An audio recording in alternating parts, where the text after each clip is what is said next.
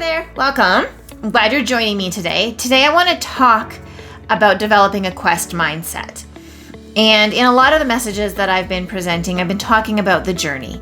And you see, a journey is a mindset that we also have to create and develop. Otherwise, what we wind up doing is we set goals and we work to achieve these goals. And then when we get to that destination, we're like, whew, I can give up now. I don't have to keep going because I've accomplished my goal. And then we can get apathetic again. And then all of a sudden we start running around the old mountain that we were in before, where we're just going through the motions and the mundane day to day. But when we're on a journey, the trip becomes more important than the actual destination.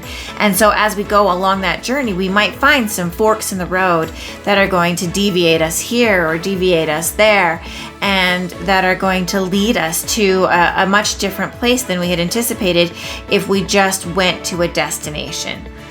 We need to be willing and able to relinquish the master plan if this fork in the road presents itself and it is one that grabs us and excites us and challenges us and moves us. Being on a quest is also about having this trip, having a trip that is going to accomplish some task, right? So this is where the goals are important, right? These are the tasks that we're seeking. But when we're on a quest, though, you can't be on a quest without questions. And when we start to pose those questions for ourselves, we challenge our mindset and we challenge where we're stuck, which allows us really to grow, right? Because in life, think about all of the stuff that's been going on this year, and the circumstances have worn a lot of people out. They've been really difficult to walk through. And I talked a lot about the storms and how we need to face life's storms. But in life, we can't always change our circumstances. And so when we can't change our circumstances, what we can do is we can change our mindset. And when we talk about mindset, what we're talking about is attitudes, right? When we work to shift our attitude towards our work, our business, our long-term goals, our family, our relationships, our vision, our future, we can reframe that mindset. And it gives us the power to really reshape and reimagine our life and our future. And that's an amazing place to be at. And so when we get excited and we allow ourselves to ask ourselves some questions about who we are and where we're headed and what our vision is and what our values are, and we do this on a more continual basis, we mold ourselves, and we're kind of constantly in this state of molding and shifting and changing, right? And when we want to change our mindset, we have to start asking ourselves some strategic questions. Some whats, some hows, some whys that are going to shift where we find ourselves getting stuck. According to research that was conducted by the University of Scranton, 92% of people do not complete their New Year's goals. And so what that brings up is the question of, well, what are the other 8% of people doing that are allowing them to actually achieve what they set out to do?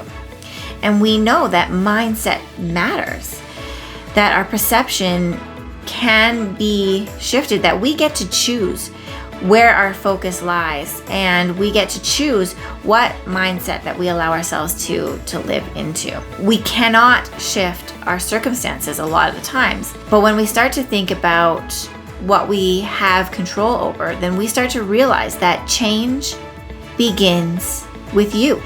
A person with a growth mindset believes that they are always capable of learning, that they're always capable of improving, and that their intelligence isn't static. And unlike somebody who maybe has a fixed mindset, they see their effort as more that key to their success, and then they've got to work really, really hard to constantly be improving and learning. But a person with a growth mindset, they don't get discouraged as easily when they get negative feedback, and they don't take it personally because they start to ask themselves those strategic questions. They learn from those those setbacks, and they allow themselves to believe that they can improve by taking action and by tackling those setbacks and those challenges really head on. And they step into and they desire that feedback to start to help them shift that mindset, right? So that they can solve problems more effectively in their everyday life. And when we start to work on that questing mindset, it begins with a quest. And a quest, by definition, involves seeking and being curious. Because if you're seeking and you're curious and you're open to pursuing your own projects and your own creativity and your own excitement one day at a time, then you start to embark on this path of purpose. And it's created by you and by your own initiative. That quest, it really awakens this desire for meaning and for mastery.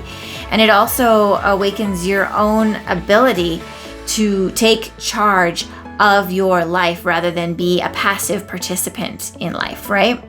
It requires you to step out into the unknown and to face things like uncertainty, to tackle challenges rather than to shy away from them. As you begin working on developing this quest mindset, you're going to start to see that you've got to start to ask yourself some questions, right? Like I said, quest mindset begins with questions. Now, I am going to continue this discussion at a later point, but thank you so much for joining me today. And I hope you join me in the journey, journeytoyou.ca.